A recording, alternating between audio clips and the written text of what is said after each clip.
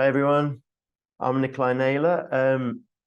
Some of you have seen me already and met me, so I'm just turning on my video. So it's not on. Now it's on. Now you can see me. Brilliant. So this is a webinar. It's on why creating an offshore team is the intelligent way to outsource. So we are called Intelligent Outsource, but we create offshore teams in Intelligent Outsource for accountings and bookkeeping firms. So just very quickly, just make sure this is the right webinar for everyone. So this webinar is for those sort of interested to know a bit more about creating an offshore team, how it can allow them more freedom to focus on what they want to do, which is give them time to speak to clients, grow their business, or just allow the focus on added value work, or have more time with their family as well. So it's also for those not sure what offshoring team is all about and why some people say it's the most intelligent way to outsource. So if this is for you, we are going to start. So I will start this.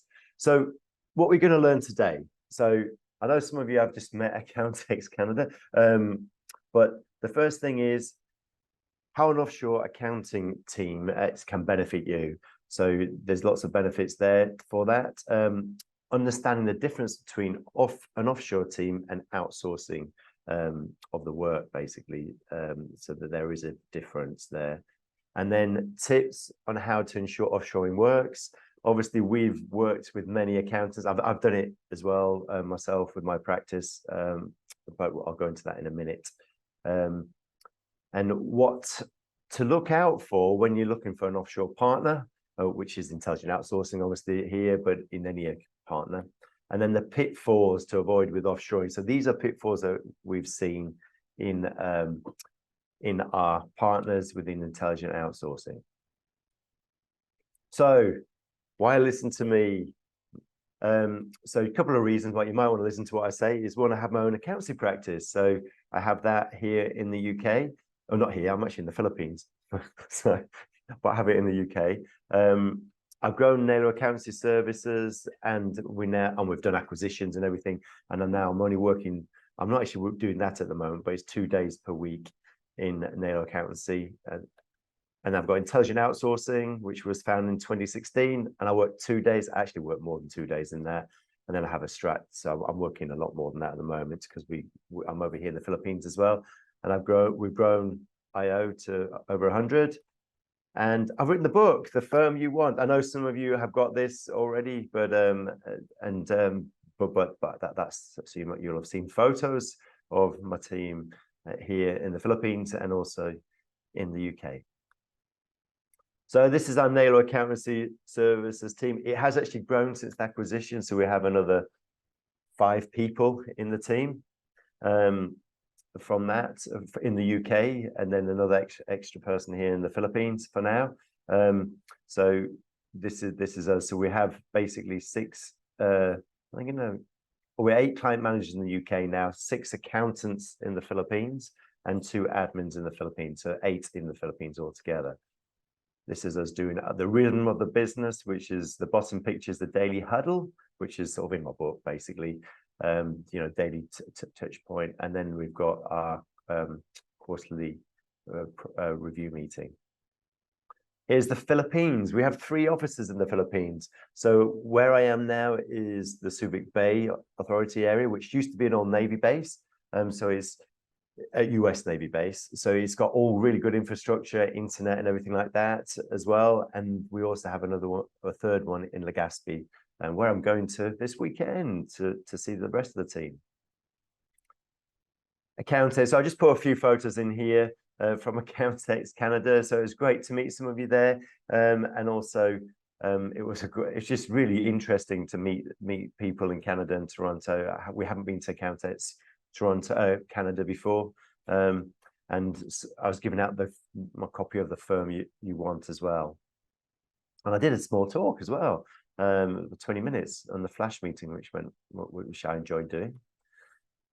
So current issues in accountancy business, for accountancy and bookkeeping firm owners. So the big one we have, and this is all over the world, so Canada, USA, UK, is the recruitment difficulty.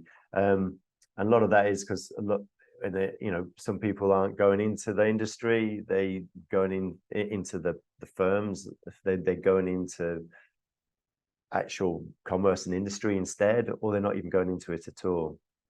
There's big salary rises. So we've seen that massively in the UK with inflation being so high, as you know, and then also the demand, because lots of people gave up during COVID, believe it or not. So there's less accountants out there. Then in economic environment, because it's changing, you know, there's inflation. We're potentially going to go into recession at some point. So there's that. Those are the sort of issues that we're seeing in accountancy and bookkeeping owners. Not enough time. This is a big thing we hear with all business owners. It's just time, because they don't have time to get on and do what they want to do. So just going into the differences, so into outsourcing of work and offshoring teams. So we've got these little diagrams there to try and help. So with the outsourcing of work, the way that works is that you're actually using a third party.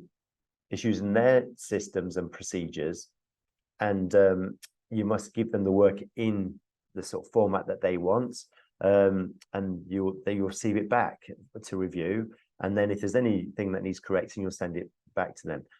The big thing does mean that you won't have the same person every year. There could be changes. They may be the same person, but what we hear from a lot of the people who've done outsourcing of work that come to us, that they never knew who was going to do the work. They didn't know the person. They'd had maybe the same client manager that was dealing with them, but they didn't know who was doing the work at all in the background, and it was always different every time. So that's the difference there. Now, with offshoring, they are basically a team that work exclusively for you, or a offshore team member that works exclusively for you. They're using your systems, your processes, and they're doing the things the way you want them to do.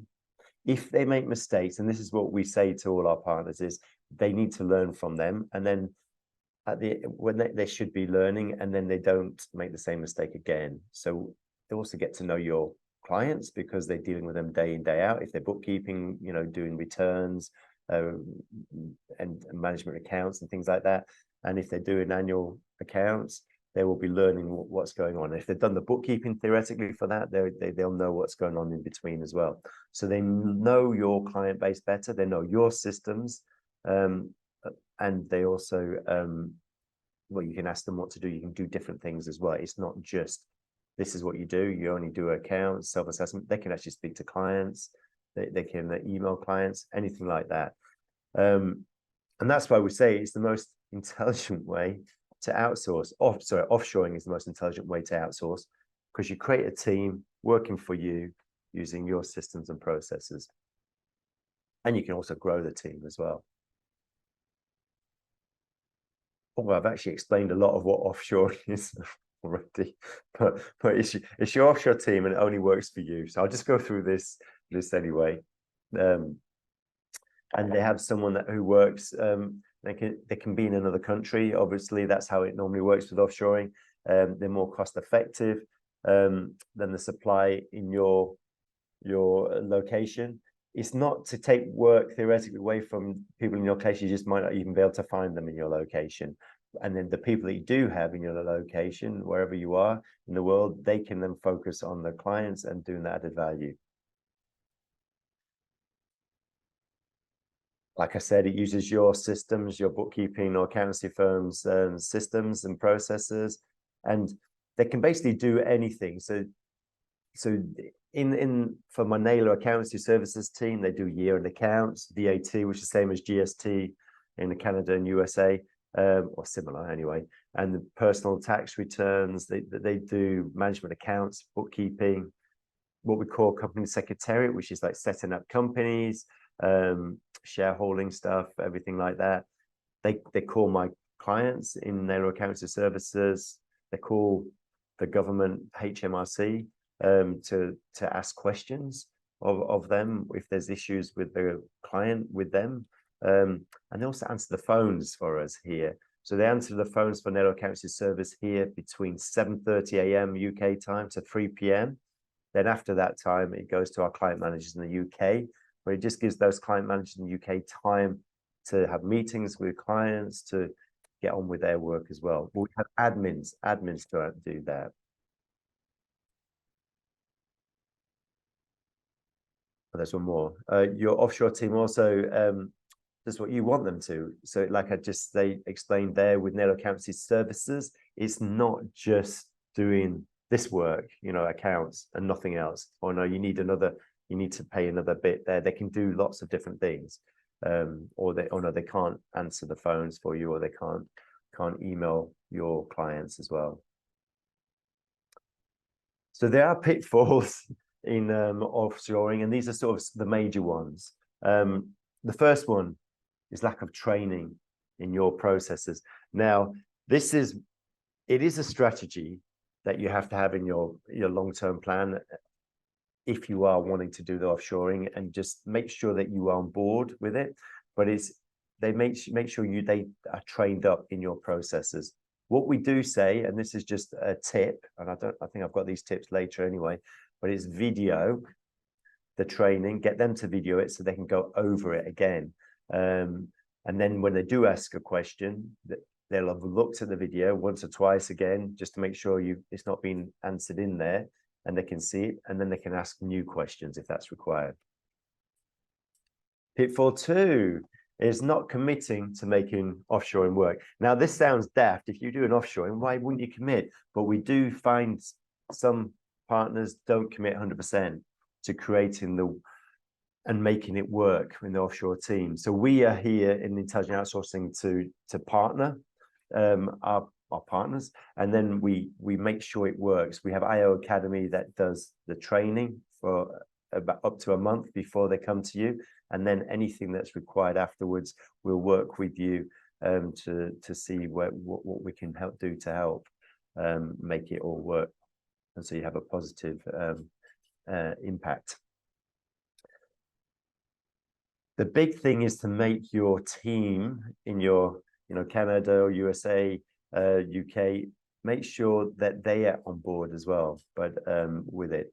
So we see that when the leadership is 100% committed, the rest of the team come on board. But if they're not committed, the leadership team, it's not going to be working so well, because it's 100% commitment from the leadership team. So that would be you guys, basically. Because then you want the team to be 100% committed behind you, so they need to be accepting of an offshore team, not concerned about them taking away their jobs, but they're enhancing their jobs. And it's got to be part of your vision as well. So that's the big thing.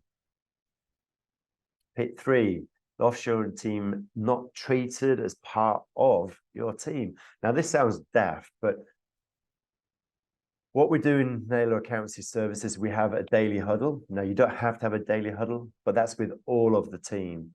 So in the UK and also in the Philippines. And everybody just talks 1 minute about the work they've done, what they're looking to do, and if they need help with anything. It only lasts 15 minutes. And that's with a lot of people now. So the idea there is just so that they touch base, believe that they know they can contact everybody. We use Teams, Office 365, so they just chat each other or video call each other if they need anything. We have channels, obviously, for different bits of work that is required as well. We have partners that do weekly meetings just with their whole teams, just on Teams or Zoom, and then some that do it bi-weekly. Some do it monthly. That's too less. That's not enough for me. I think it's better to have some little ones, just so there's touch points there. So definitely make sure that everybody is being treated as part of your team and they feel part of your team, because it makes it work a lot better. The local team will then also accept them more, and they will sort of work really well together, which is what we found massively. Pit 4, no communication with your offshore team. Now, it sort of goes hand in hand with being part, but we do have some partners who don't actually communicate much. It's only via email, and it's not that often. They just get given the work and they do it. It does work, but it's more like outsourcing of work. It works best with communication with your offshore team. So we don't want them alienated. We want you to build a relationship, or well, you want to be building a relationship with your offshore team.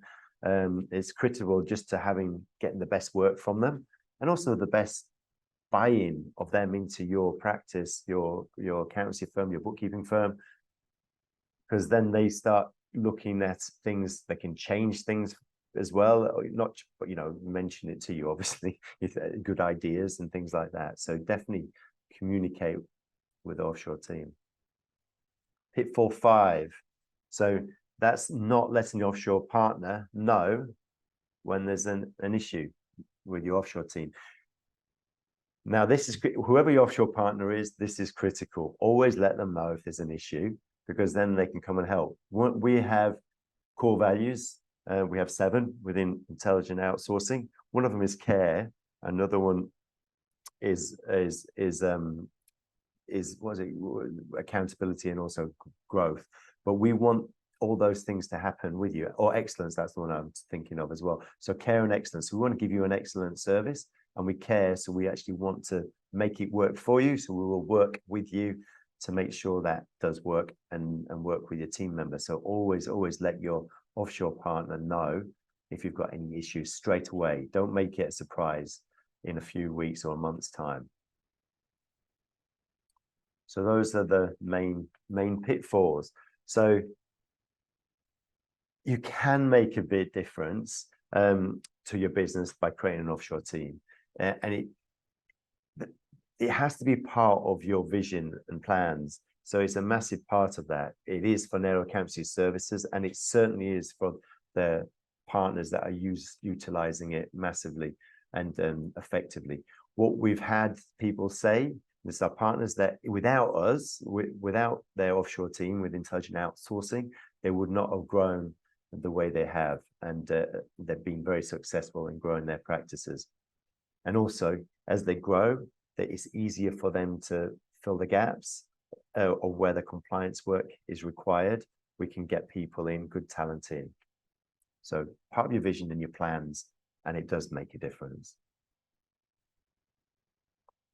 So benefits. So I have touched base on some of these, so I do tend to go into a lot of them. But the talented accountants, we have access, and offshore accountants do have access to a lot of talent. So the key is retaining them. So we do a 4-day work week here in the Philippines, which we've been piloting and is working very successfully. And that's part of the well-being and talent retention as well. It's cost effective. Obviously, it is less than your home countries, so it is cost effective. It's not as cost effective as it used to be, especially here in the Philippines, because demand for offshore accountants is very high now throughout the world since COVID. It's post-COVID that all the salaries have gone up. So our salaries were very high for the region that we're in, because we're in a province. However, we've had to be in line with Manila and everything as well now, just because if you don't, people just go, because there's other options out there than they never used to be. It's a lot more transient. And it's the same in India, it's the same everywhere. Someone else deals with HR. So if you have an issue with your offshore team, our HR team or another HR team would be the ones dealing with that issue. So you don't have to get worried. You just have to let them know the issue, which was one of the pitfalls, not letting your offshore team partner know. Use your systems and procedures. So that's the bit I've talked about that a lot, but that's a massive benefit. And that's one reason why you created Offshoring for Nail Accountancy Services, because I didn't want to outsource the work. I didn't want it going out in somebody else's form, and I didn't want to lose control of what was happening, because you have control, because they're working solely for you. You have total control of what they do, and they work in the office here as well, so it's all locked down here as well. They do the work that you want them to do. So this is a real good benefit, and it saves so much time. Just looking at, getting emails, responding to emails. and also requesting information. Now, not all partners do that. So they might have a client manager that filter all their emails through. But what their team here in the Philippines do is they create their emails ready to go out to the clients, and then they just review it, the client manager, and send it out. I do think that's a bit of a bottleneck. I don't do that, and lots of partners don't do that. They have them communicating directly, and also have the offshore team members on their websites. So if you go to my Nail Accountancy Services website, you will see their offshore team there. And it gives you time to focus on the more important stuff. Now, that could be anything. That could be growing the practice, strategy, spend time with the family, basically creating added value content, or actually having more client meetings, which then generates more sales and allows you to grow your business, which I was just talking about. And it definitely does allow that. And that's what we've heard from many partners. So what to look for in an offshore partner? Now, one of them is commitment. So make sure they want to make it work. And it sounds obvious, but it's not. So a lot of people don't, especially the big BPOs as well. They just have so much volume. They don't mind if it doesn't work for someone, because they'll just get the next partner coming in. The other one is in-house training. So we have IO Academy, but you really do want in-house training. Our academy, we're always enhancing it. We're doing a lot of mindset things now as well, because what we found, it's not just our team's ability to do the compliance work and bookkeeping. It's also them being able to be, self-develop them and the way of thinking, so that it helps our partners and them give a better service. And also see you as a partner. We use the term partner a lot because we say we are the partners in growth to our partners. So make sure they do see you as that. Regular communications with you. So you want your offshore partners to have regular communication. Within Intelligent Outsourcing, we have quarterly meetings with our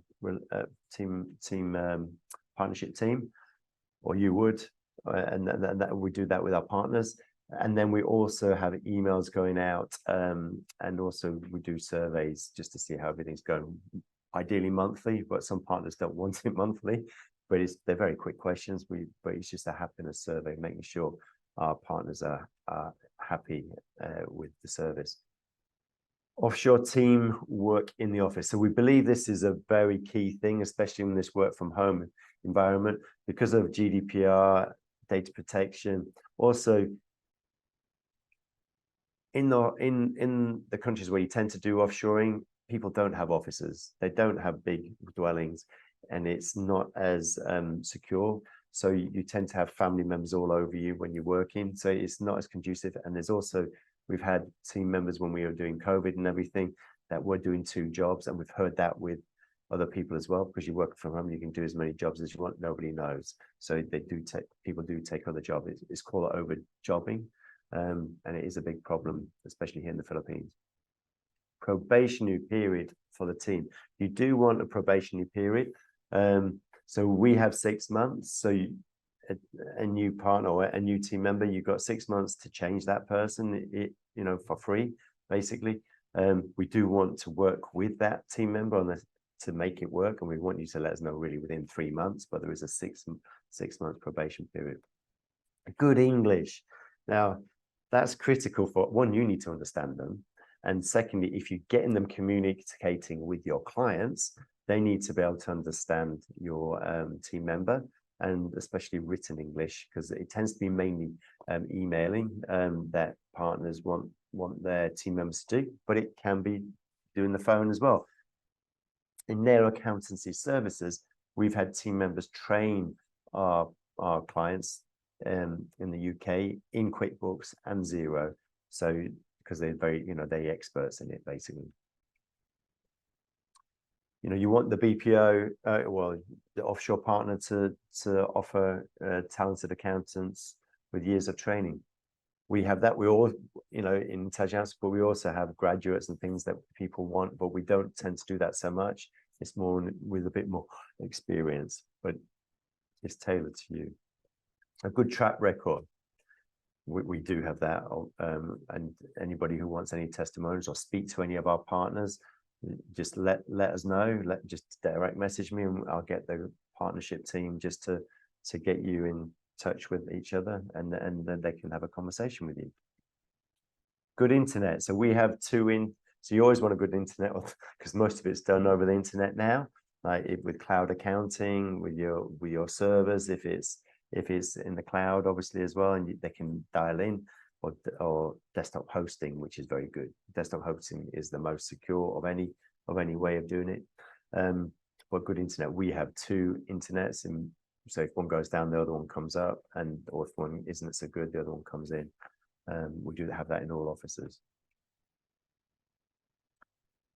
So key to making offshoring work. So there is a bit of a repetition here, so you will see what really does work. So the main one is commit to offshoring. That's you, the business owners, having it in your strategy, creating it's part of your business, and also bringing your team on board as well, that existing team, and bedding in everything. So that it's all part of the same thing. And if you don't have commitment, there are issues with your team or existing team and you. So train your offshore team. So make sure they you don't just so an offshore team. This is how we explain it to our partners when they first start. It's just like having a team member where you are.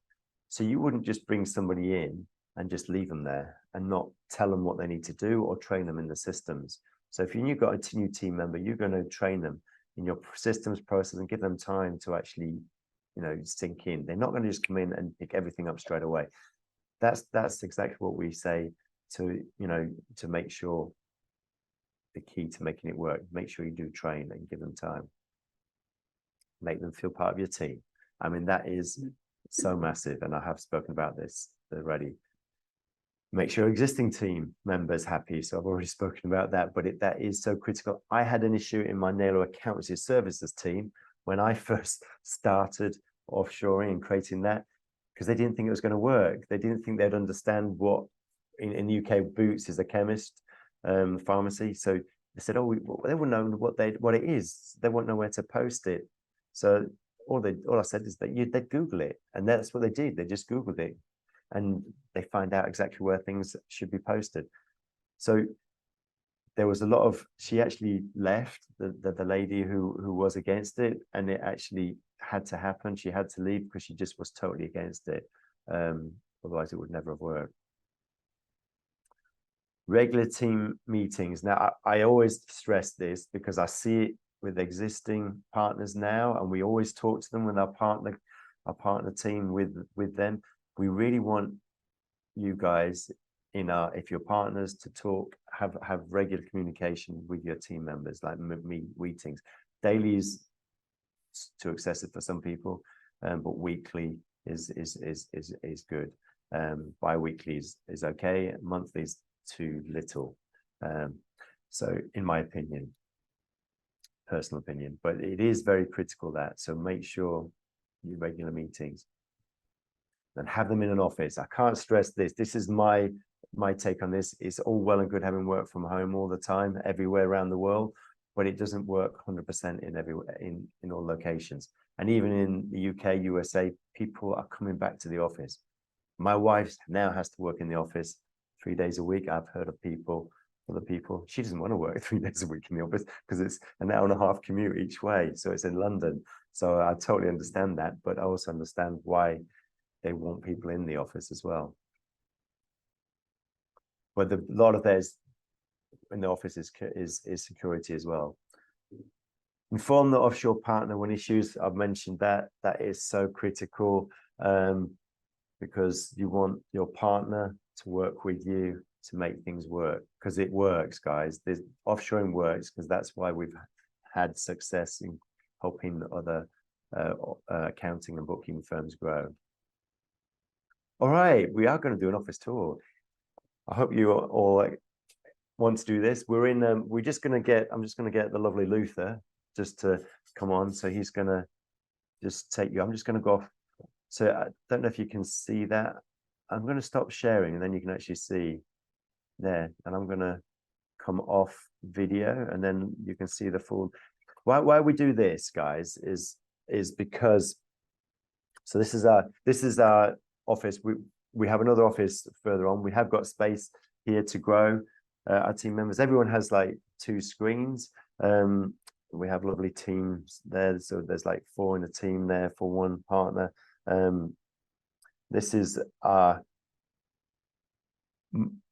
most. Our other office is on the 2nd floor. This one is on the ground floor. And we have sort of HR over in one of the offices. In that corner, there's our finance department for intelligent outsourcing. What we have is lockers as well. I don't know if so. We have that was my welcome banner, which was very nice of them. But if we go, I'm just seeing where you are now. So here, so why we do show everybody the office when we do this, if I'm over here, is because a lot of people ask, do we cram people in? Are we stacking them out? This is lockers, so they would put their mobile phones and valuables in there because we don't allow mobile phones in the office for security. By the desk, should I say? That's our intelligent outsourcing. With Christmas, so over here we're already decorating for Christmas. That's our pantry in there. Or there's a foosball. We've got some meeting rooms in here. We're actually in, just in there. That's our pantry. So where people go and eat, and then we've got a couple of meeting rooms and also the video conference where I am. So we're showing you this just to show you that we're not pushing people in, cramming them loads, and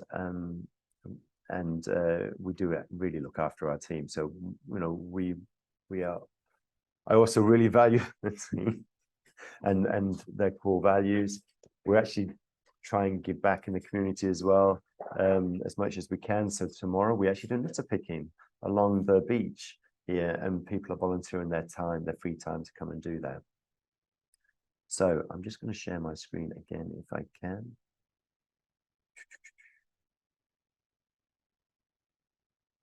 Just seeing what you can see. Can you see? Are we seeing the slides? Yes, good. I'm never quite sure on this how it works. So we've done that. Have we seen it? Oh, you can't see it. Okay, I'll just so let me just go up. I'm just doing try again and share again. But we're just going to go over what we know now. So what is that okay now?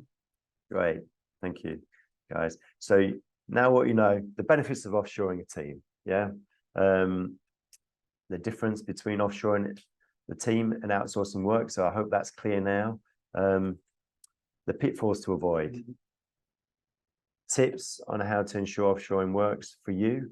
So we've given a few tips there. There are more tips in my book, and I know some of you have it as well. So you can have a look at that. That's sort of at the end chapter. What you're looking for, what to look out for in your offshore partner.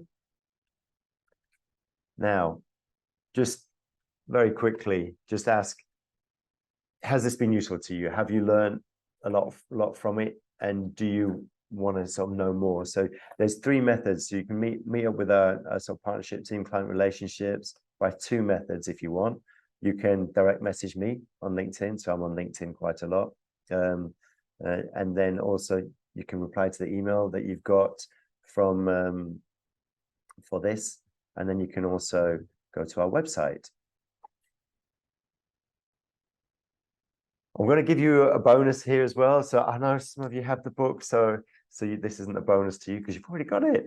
But if you would like a copy of my book, The Firm You Want, then you can do that. Oh, and we've also got a lovely David Parker joined, so who's one of our partners. But you can have this. Just direct message me, and I'll just send this when I'm back in the UK. So I have to just wait until I'm in the UK to do this. But if you just let me have the details, and we can get this sent to you. So I've got any questions, but what I'm going to do, guys, I'm just going to stop sharing because I've got a business partner who's actually very kindly asked. So just bear with me on the tech. I haven't actually done all this. Let me just see. Is David on here, guys? So David, if you are there, do you want to put on your video? So, oh, there he is. So David Parker, from Purple Accounts, you can see up there. He actually has team members with us. You got 3 now. 3 now, yeah. Yeah. So he's grown obviously from 1 to 3. And you've done that in a short space of time, David, haven't you? Well, we had one which started with us just over 2 years ago. We added a second about a year ago, and just added a third now. But I think we're already looking forward to our fourth, which I think will be in the next. I'll anticipate in the next 3 to 4 months. And what's the reason for you doing that? You know, growing. Just the well, obviously the growth of the business. Over the past couple of years, we've doubled and then doubled again. So the reason why we've looked to expanding our team in the Philippines is pretty much because, well, a few reasons. One is because it's very difficult to get people in the UK to do the work that we want within a you know, a kind of a reasonable price bracket. Not that we pay low wages. We certainly don't. It's just getting people to move. Yeah. The other reason is that we've in the UK we've got a team of there's 7. So it kind of, the work that we do, it frees up by getting all the compliance work and taking things up to trial balance and doing all the working papers for the accounts, all the payrolls, the VAT returns, all the reconciliations. It frees up my guys in the UK to spend more time on higher level advisory work. So if we hadn't had and obviously client relationships as well, so that's working absolutely perfectly. If we hadn't had the option to add resource with you guys, then I'm going to have fully qualified accountants with 25 years experience sat there doing bookkeeping, which isn't a benefit to anybody. No, definitely. So you utilize them better. I've got a question from Farkan here, David. He's asking, can you please speak of the bookkeeping review process done for the offshore staff done by your local team? So Farkan is someone we met in Accountex Canada. He's him and his brother, and they got a great practice and lots of processes in place as well. But so he's just asking that question because he has a few issues at the moment with what the way he's doing things. So the question was, has it speeded up the process? Well, I think the question is that, and Farkan, just to do message anymore, but it's so he's basically saying the bookkeeping review process. What is the bookkeeping review process that you have with your UK team? Right. You know, well, how do they review it? Okay, well, everything that we have is all done in all the reconciliations and all the updates that are all managed in Xero. That is our core accounting system, so everything's transparent. We also use HubDoc, which is like a similar setup to Dext, so we can check all the invoices against the transactions. So with things like VAT reviews and that kind of thing, it's very easy to do. So we're every time that you know, so if we have your guys doing all the bookkeeping and reconciliations, they come to us with any questions. We've started getting them to, you know, the Philippine guys to go out directly now to the clients. So now that they've got the confidence to do that, and you know, it's important we introduce the clients to the members as well, so they don't get an email out of the blue and they think, who the hell's this? So that's very important. But yeah, I mean, it kind of, rather than us having to do the work, we can concentrate on the key review work. So yeah, it does absolutely free up the process, because everything's more process driven rather than us in the UK office having to get down to, you know, minor reconciliation issues. It just removes all that. We work together with the Philippine people to resolve issues a lot quicker. And if there's anything that we can't resolve between us, then they go back to the clients and get some more information. So it does solidify the review process. And when we come to doing the year-end accounts or the VAT returns, it's just so much quicker. We're now in a position where we're very happy with the quality of the work, and the working papers and the trial balances, all that kind of thing. That we're now training the Philippine team members to actually go one step further and produce the accounts and the corporation tax returns. So we're just doing more of the review work, whereas, you know, the IO guys are pretty much doing everything from end to end now. With us just reviewing it. Like I say, it just removes us away from the day-to-day mundane routine stuff. And I think everybody in the UK office will hand on heart say that you guys do a much better job than we do at bookkeeping, because you're more interested in that kind of thing. We just want to get on with the advisory and adding value, not getting stuck in the weeds with you know, the reconciliations and doing all that stuff. So just to follow up on that, so I'm not sure if you answered this, but does the local team, this is from Farkan, actually, are they reviewing the transactions that require more information before the offshore team reaches out to the client?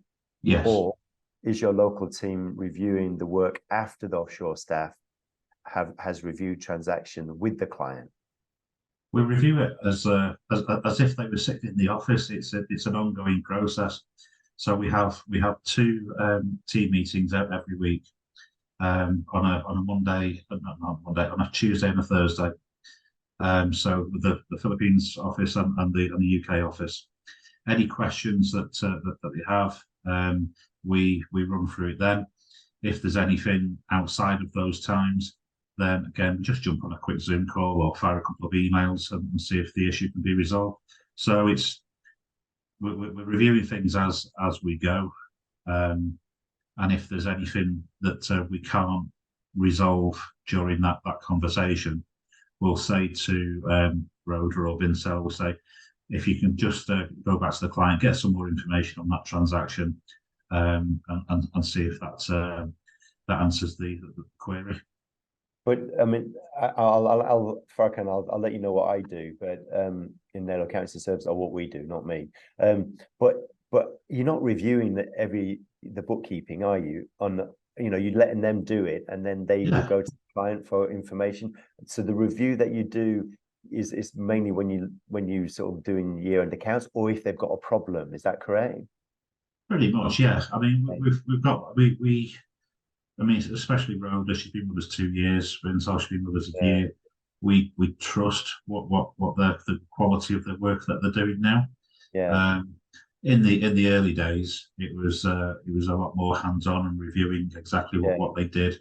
But the one good thing about Vincel and Rhoda is that they if they're not sure about anything, they will ask. So we're confident that they're not going to assume anything and make an almighty cock up.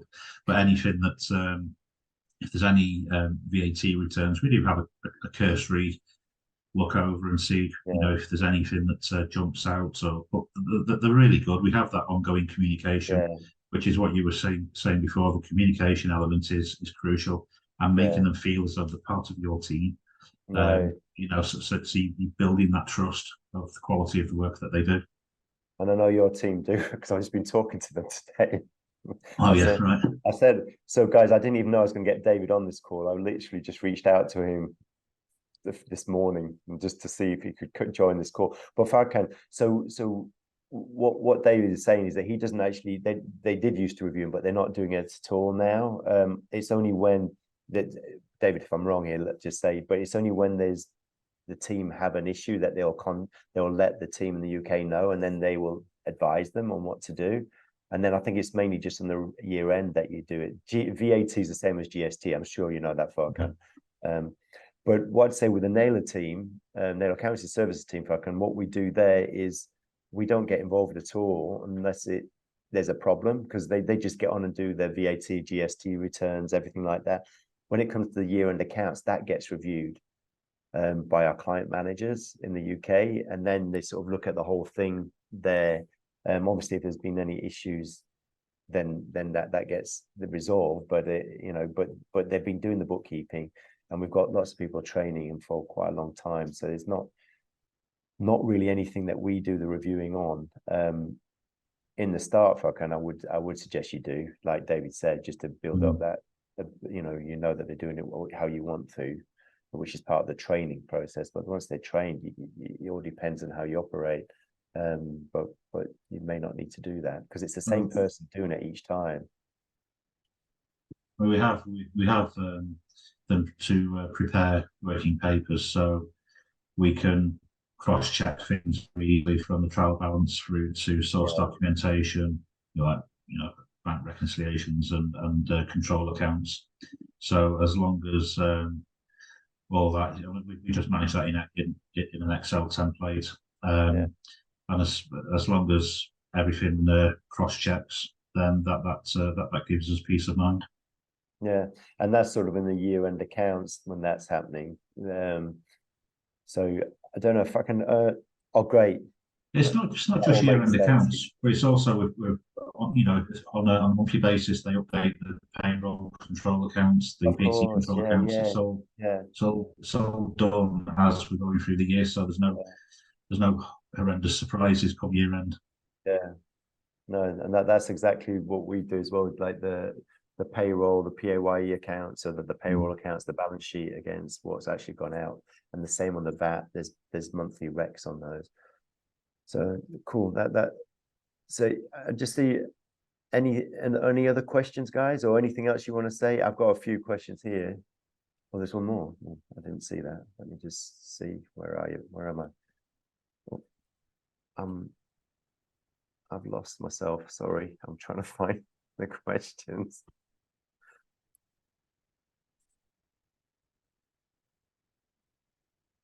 Can't find it. Sorry, guys.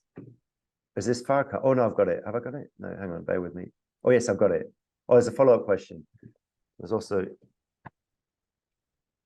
there will be, yeah. So Emily, you'll be able to get, there's also going to be a recording of all this. So don't worry, we'll get all this to you. It will be tomorrow, I'm afraid now, because we're going to be finishing at 3 p.m. here, UK time. So oh yeah, Farkan, my current offshore staff export all the transaction out of Xero into Excel monthly. They claim that this is the best process to reviews done in what? And the review is done in Excel. Are guys doing this? Are you guys doing this, or do you review right in Xero? Does that make sense? So I read again. I read that really badly. So what Farkan said, he has an offshore outsourcing team now. They are doing exporting all of the transaction out of Xero into Excel monthly, and they're saying that's the best way to review it. I've never heard of that. That's crazy.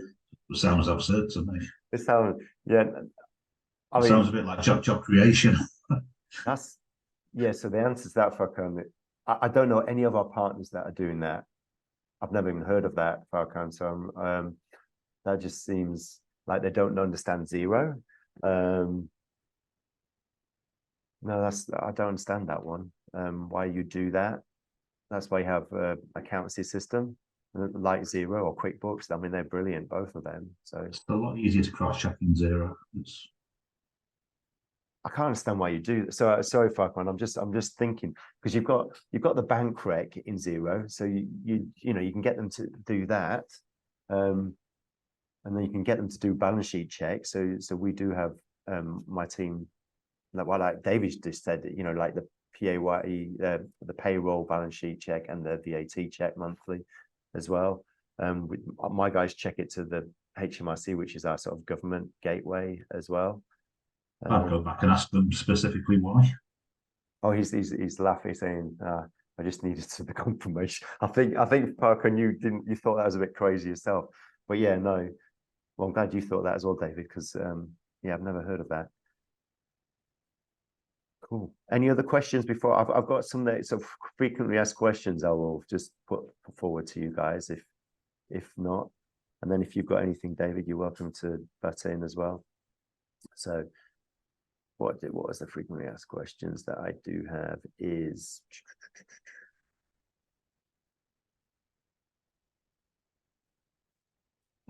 sorry, I'm just going to them.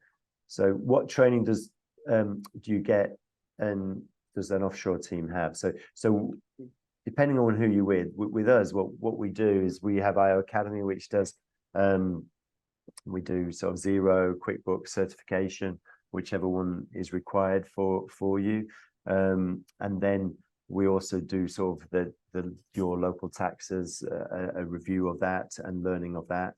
And then we also just have a few sort of mindsets and also how to communicate with clients of your clients and also you in how emailing, because we want it done the way that is sort of normal for you guys as well. We do also have, so the question is about the English. So what level of English? Everybody at university is in English, everything's studied in English. And I think 96% of the population speak English in the Philippines.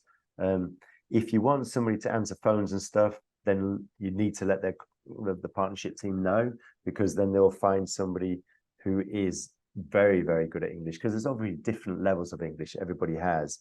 But we are told that the Filipinos are better understood when they if they communicate with them and their partners and also clients.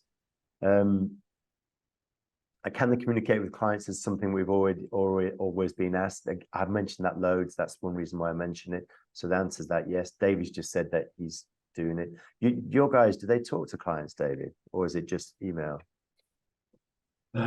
It's pretty much predominantly email. Yeah. But if there's a particularly complex issue, let's say, for example, there's I know a short while ago we had a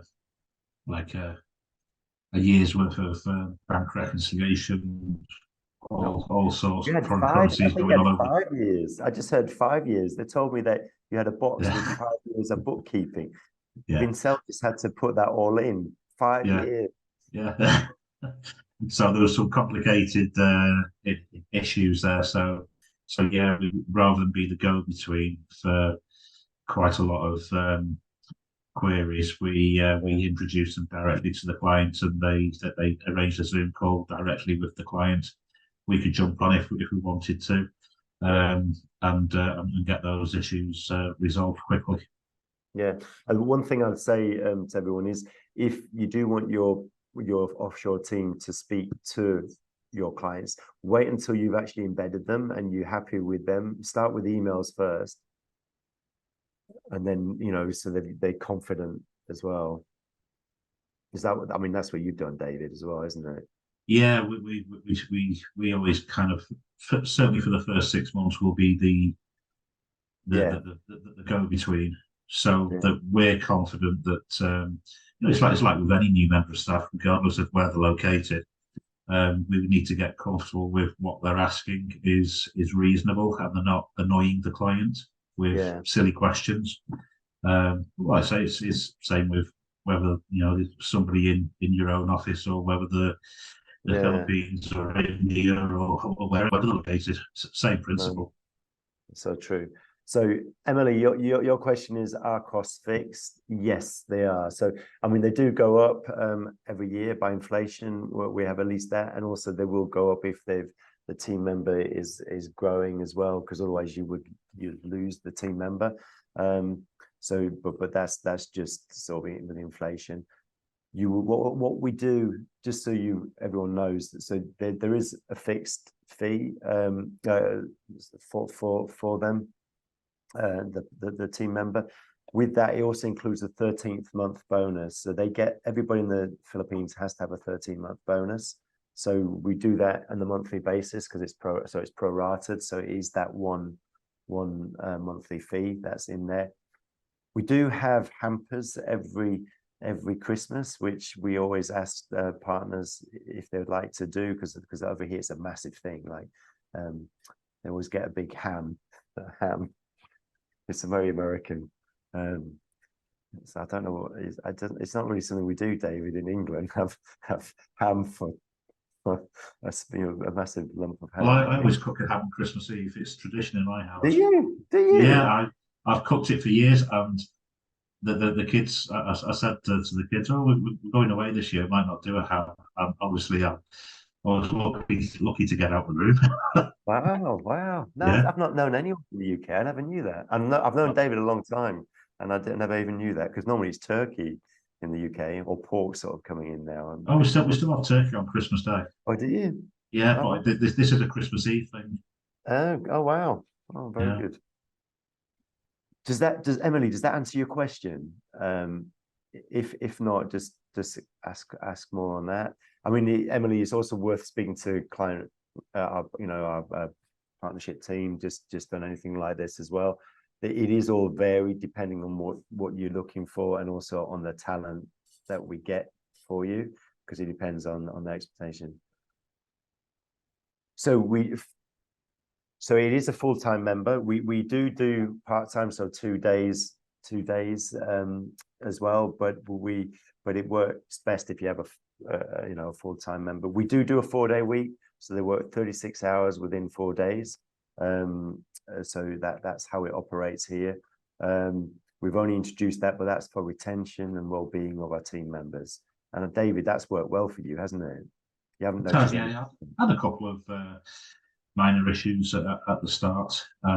Where I previously ran some payrolls which Rhoda looked after, and if she was off on a Monday, then I ended up picking up the payroll again, which was a bit irritating. But Rhoda, as time has gone on, Rhoda's trained Vincel in the payroll, so that's not an issue anymore. Yeah. So what we do with the 4-day work week, just so you all understand, is that if you've got more than one person, we normally have one person working Monday to Thursday, another one Tuesday to Friday. So within my team in Naylor Accountancy Services, we have 4 doing each of those sort of shifts. So there is always an overlap. So we've only just piloted this from September. In September, so we're only just going into it in a few months in, but it's working really well. The team members are loving it, obviously, but they're finding they're spending more time with family. Some of them sort of come to work to live near our offices, and then they get 3 days back in their hometown, wherever that is, and they're just spending time with their families. Or the young guys are just resting more and watching Netflix, which is hilarious. But I've just been talking to everybody here about it. But we are going to be seeing how it goes with partners as well. We have had no partners say anything bad about it yet. There was a bit teething at the start, but that's more everybody getting used to the 4-day work week, because it was all new, basically. Also, another question Emily has, this is for me, David, not you. What qualification level and experience do you recruit and have? So the minimum we do is a graduate with like 4 or 5 years of accountancy degree. So then we do a graduate training program, which is a 2-month program before they come to you. And then we got people who are very senior, normally with a CPA, and loads of experience, so they are obviously more expensive. And then we have accountants with loads of experience, and then perhaps we just, you know, a couple of years. So there's all different various levels. It's best speaking to our client relationship partnership team on all that, because they ask you to do a form, they speak to you as well, and they can actually ascertain what it is the sort of level you might want as well, and help you on that. Yeah, we recruit once you engage. So what we do is we get you to have the meeting. The guys can go through all that with you, and then what happens is that once you've signed, we basically get talent for you, and we say this person fits you. So what we do, we're always recruiting, and we sort of, I mean, it's amazing. We're just going through some of the stats today. We sort of get about 29 a week, but then we whittle it down, so we only get about 5% of everything that we do that actually come to us, because we do exams and tests and everything like that. So when you get somebody, they've actually gone through loads of screening before they even get to you, and because we've obviously done this for quite a few years, we're getting better knowledge all the time, with the testing and everything.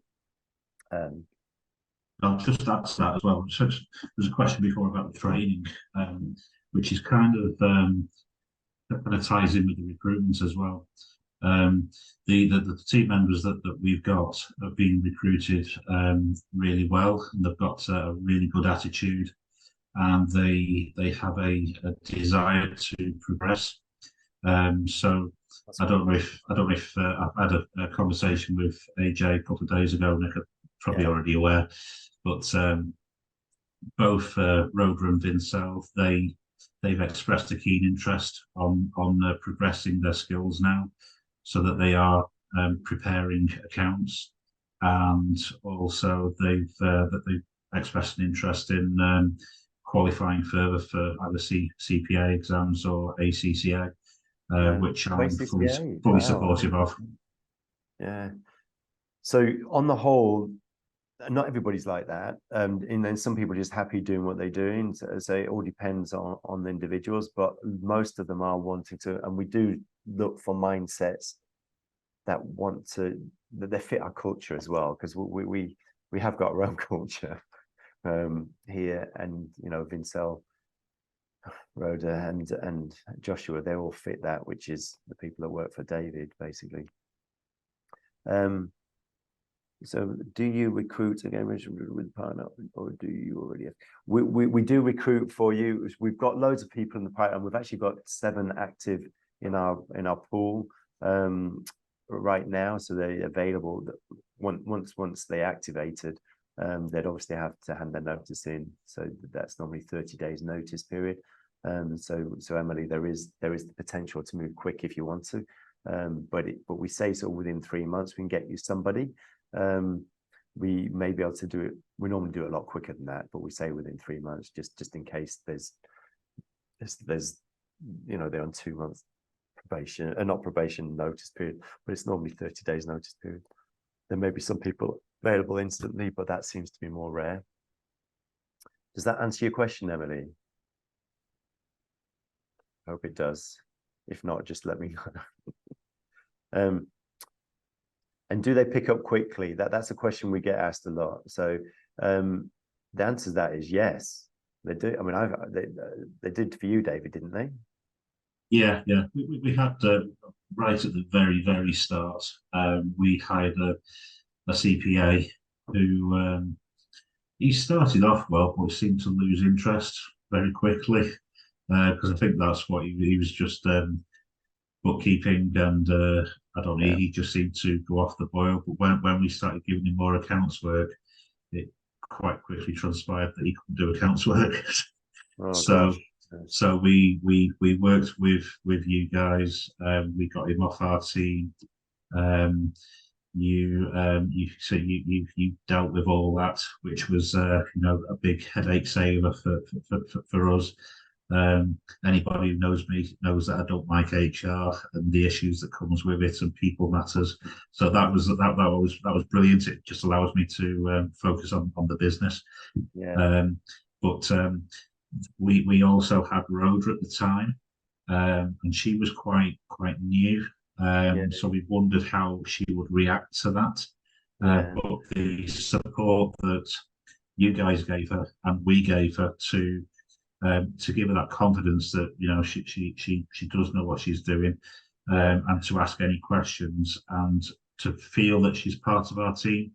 yeah. They do, she picks things up very quickly, and now That's she's good. at a position where she's pretty much trained Vincel in what she does, Yeah, um, very quickly, and she's now doing the same with Joshua.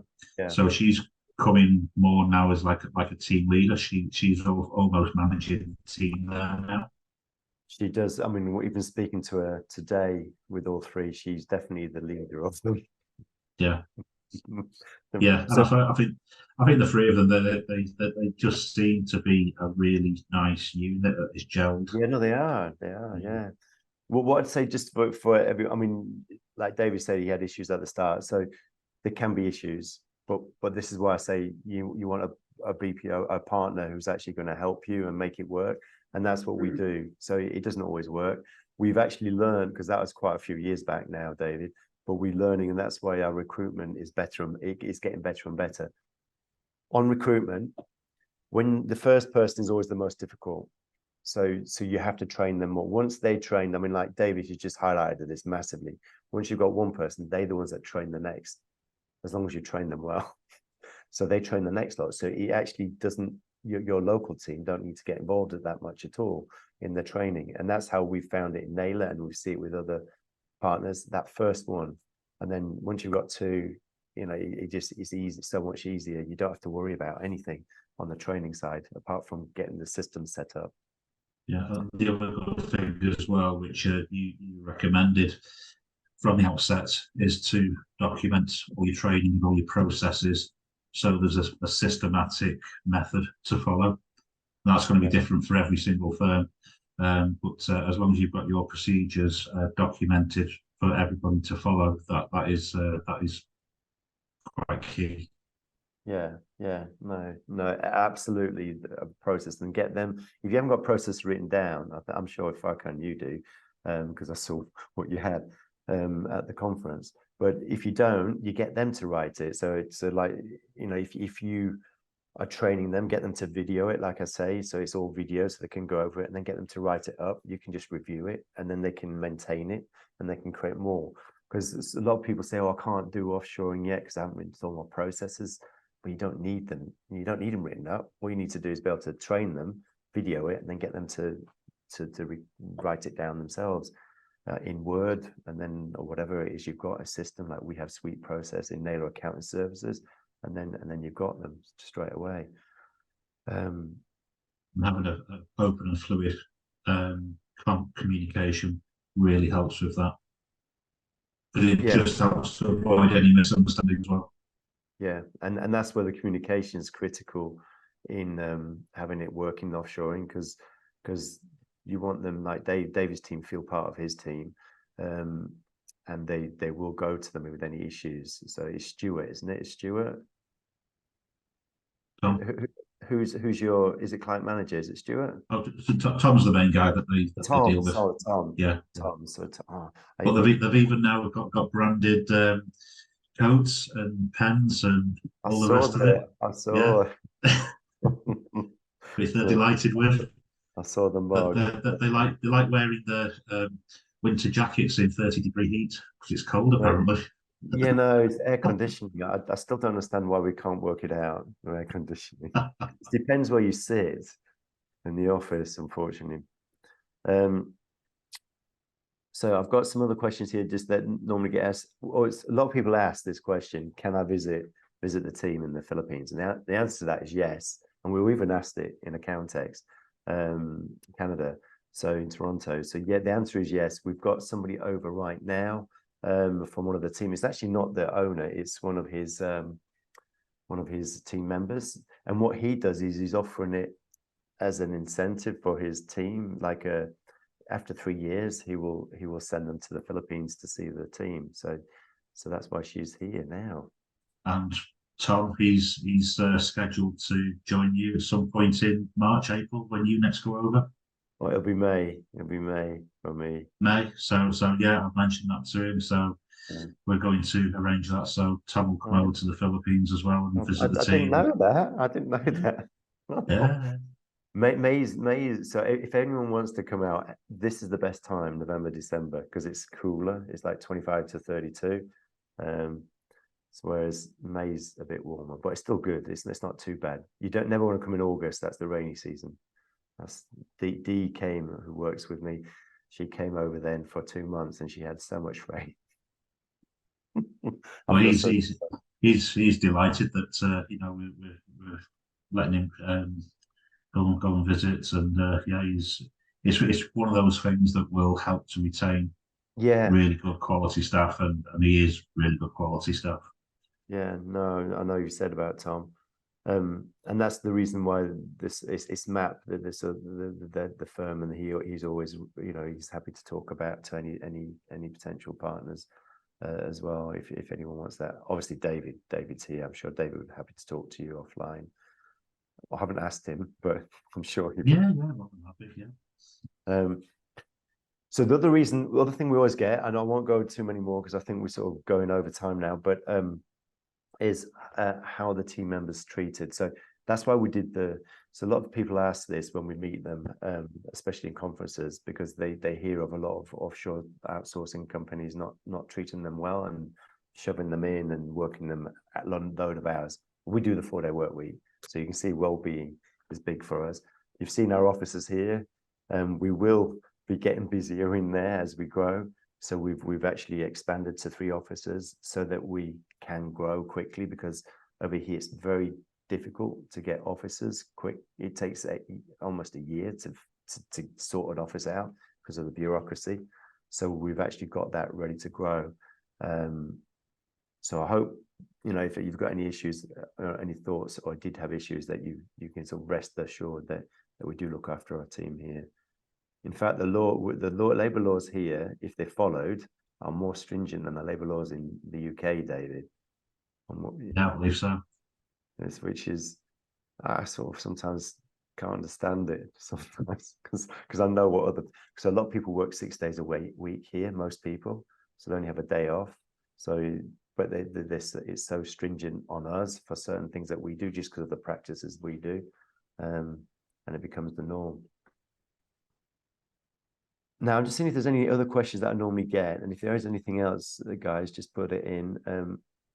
So I mentioned the culture. That's always something that we sort of talk about. I get asked the training and do the pickup quickly. We've talked about. So I think we've actually covered everything that I normally get asked. Is there anything else, David, before we end, that you would think is worthwhile people knowing? Or if there's any other questions, do type them in, guys. I think you've covered pretty much everything. I say it's the important thing is, from my perspective anyway, and why it's worked for me, is that we did have some reticence at the start from our UK team, thinking how's this going to work, and it took a good 9 months to a year to actually properly embed itself into the business.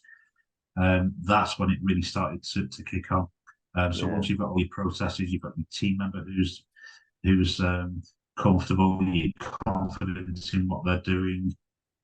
Over time, they just automatically then become part of your team and someone who you rely on and trust. And I know that if I go to my guys in the UK office now and said, we're finishing Philippines, they'll probably walk, to be honest. They probably would, because 2 reasons. They'll think, what the hell are we going to do now with all this business in, and also because they've built up a camaraderie and a relationship between everyone. So it's they do feel that they're on our websites. We have regular meetings with them. We have a laugh and a joke as well. I know my sense of humour takes a little bit of getting used to, but they have done, and it's yeah, it's they're just a joy to work with. Yeah, But brilliant. that does take time, so it's not an instant. It's not an instant resolution. Um, and the other big thing as well is that it's kind of a misconception that oh, you can outsource everything or offshore everything to save on cost. Don't go into this trying to save a few quid. It doesn't work. You've got to be really committed to it and have them as part of your team. Yeah. And I would say that it is still cheaper, but it's not as cheap as it was anyway, just because things have changed so much. But it's a very good way of being able to grow your team. Absolutely. You know, quickly. And I know that so David's getting lots of new business coming in, which is one reason why he's just talking about, you know, expanding his team by another person. So and David's always said, and we've had other partners say this, that they know they can grow because they don't have to worry about getting somebody in the UK for you, not because you know we can get talent for you here. Yeah. So yeah, absolutely. So guys, if any of you want to, you know, have a meeting with our partnership team, our client relationship, just direct message me, you know, go back on the email, like I said, or what was it, a website, and just let us know. And also, if you want a book, if you haven't got it, I know some Farkan, you definitely do have a book. So so if you do, then just let me know, and I'll send one over to you when I'm back in the UK though. Which is in sort of 9th of December. So I'm here a wee while. Well, thank you everybody for joining, and thank you David for joining us. That's no problem. brilliant. It's always a pleasure to have you on, and enjoy your ham. I will. Speak to you. Okay. Well, thank you everybody. Thank you. Bye. Right. Cheers, Bye. next. See ya.